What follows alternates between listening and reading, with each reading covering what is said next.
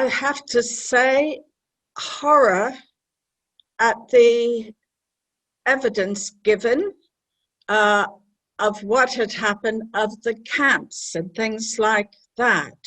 But you looked at these perpetrators and their arrogance, the way they sat there. I mean, one of them even took his earphones off. I remember that.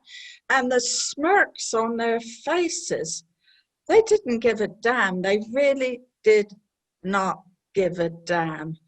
So it was all very black and white, wasn't it? The Nazis were the bad guys. The prosecutors, the Americans, the Brits, the French, the Soviets, they were the good guys. And I think that was my impression of the Nuremberg trials at that stage, yes.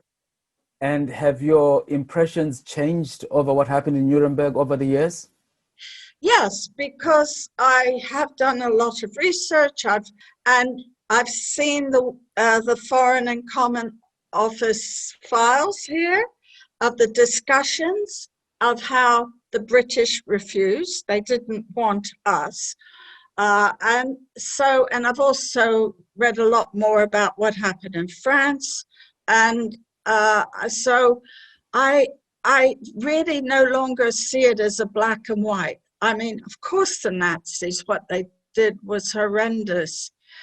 But, you know, the so-called free nations, the Allied, a lot of what happened was caused by their turning a blind eye, refusing to help.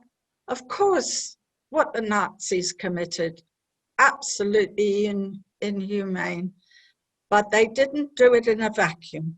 So, you know, the prosecutors gave their evidence. It was very moving, and it did give voice to what had happened to some of the victims. And from that point of view, there was some justice at Nuremberg, but it was only a part of the story. And the fact that it still continues, this narrative still continues. Britain is held up as having brought over 10,000 children. Britain turned down, and the United States, the offer to save the children from France and from Hungary. And there's very little, even in Holocaust education, about that. So the whitewash still continues.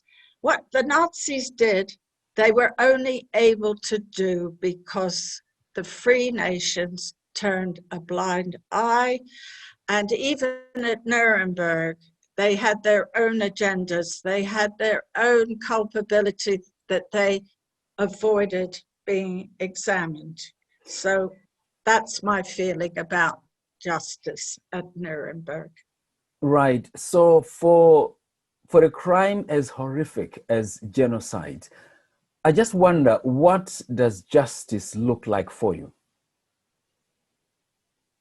Well, gosh, yes, what is justice? All I can say for me, the justice is the whole truth, the reality of the world and its attitude towards the Jews, its reluctance to intercede, its own political agendas.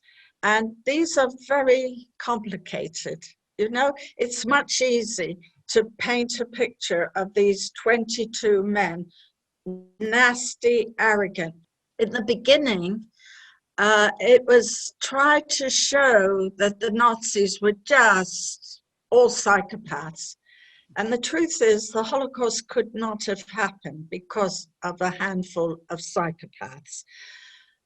There were social and political pressures involved. And as I said, there were a lot of blind eyes turned. So that to me is all part of the justice, the truth, the whole truth. And the United States and the British accepting that they were culpable as well.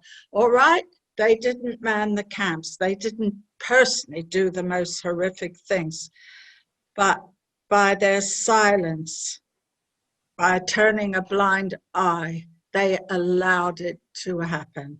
There's no justice when you just make everything black and white and you exclude your own culpability.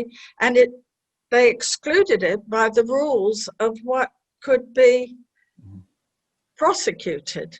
Crimes against humanity. There were loads of other things in Nuremberg. People don't realize that. So when you look back at Nuremberg, I just wonder what emotions run through you. Is it relief that it happened, or anger that it left a lot of questions unresolved?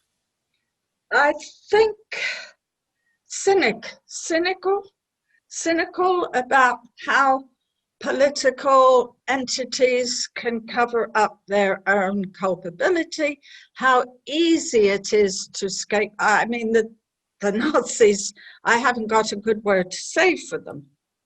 You know, the things they did were beyond our imagination.